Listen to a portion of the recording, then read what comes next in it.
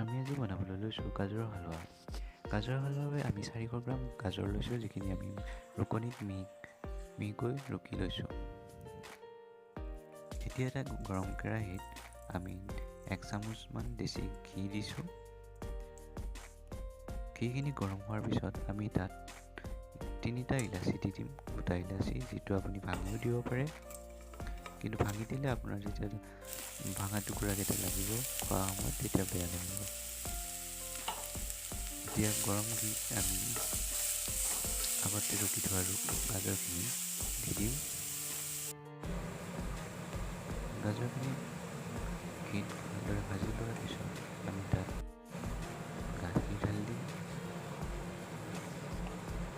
এনেদৰে আপুনি ভালকৈ লৰাই ভাজি লওক, যাতে গোটেইখিনি গাজৰ ঘিটো সোমাই যায়।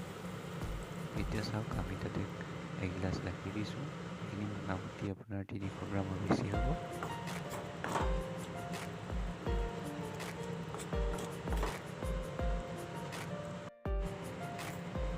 এতিয়া আমি গাখীৰ আৰু গোটেই মিশ্ৰণটোত আমি 4 চামুচমান চেনি দি দিম। চেনিটো আপুনি সোৱাদ অনুযায়ী দিব পাৰে। যদি আপুনি চেনি কম খায় 4 চামুচে হৈ যাব, আৰু যদি আপুনি বেছি চেনি খায় তেতিয়াহ'লে আপুনি বেছিকৈও দিব পাৰে।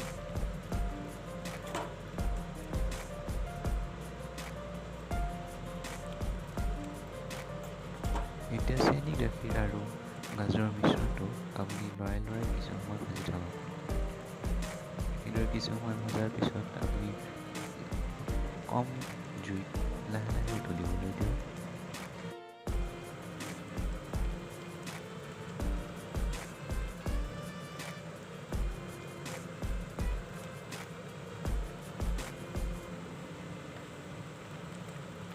গাজৰৰ হালোৱাৰ বাবে আপুনি গুড় লাগিলে কণ্ডেন্স মিল্কো ইউজ কৰিব পাৰে।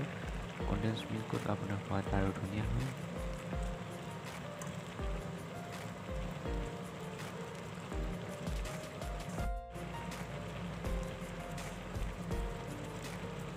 গাজৰখিনি উতলাৰ মাজতে আপুনি মাজে লৰাই থাকক। জুইটো কম কৰি ৰাখিব, যাতে এইটো লাহে শ্ল' কুক হয়। যিমানেই শ্ল' কুক হ'ব সিমানেই বস্তুটো খাবলৈ টেষ্টি হ'ব। এতিয়া লাহে গাজৰৰ হালোৱাত পানী কমি আহিছে। পানীখিনি লাহে এবজৰ্ব হ'বলৈ আপুনি জুইটো আৰু অলপ কমাই দিয়ক।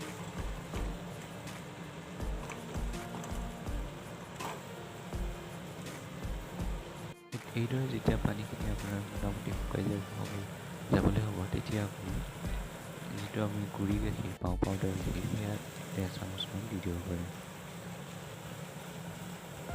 এইদৰে সোৱাদটো ভাল হয় আৰু যিখিনি এক্সট্ৰা পানী থাকে সেইখিনি গুড়ি গাখীৰে শুহি লয়।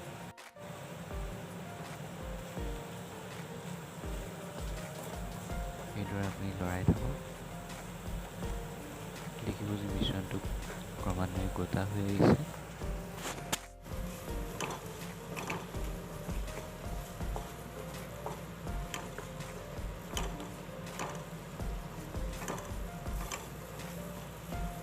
গাজৰ হালোৱাখিনি প্ৰায় নমাব পৰা হৈছে। এতিয়া আমি আগেয়ে ভাজি ৰখা সৰু গুড়ি কৰি কাজু আৰু কিচমিচৰ মিশ্ৰণটো আমি হালোৱাখিনিত দি দিছোঁ।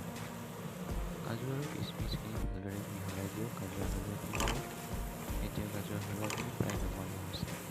মন কৰিব যে যাতে গাজৰ হালোৱাখিনি জ্বলি নাযায়। লাহে লৰাই থাকক।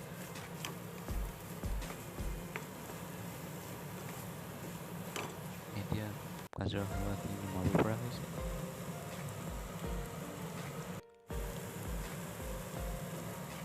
এইদৰে নমাই আপুনি গৰমে পৰিৱেশন কৰক।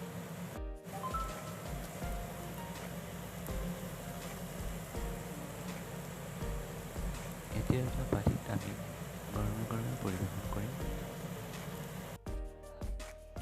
চাওক, গাজৰ হালোৱাখিনি দেখিবলৈ কিমান সুন্দৰ হৈছে।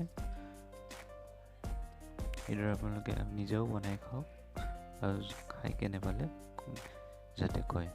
ধন্যবাদ।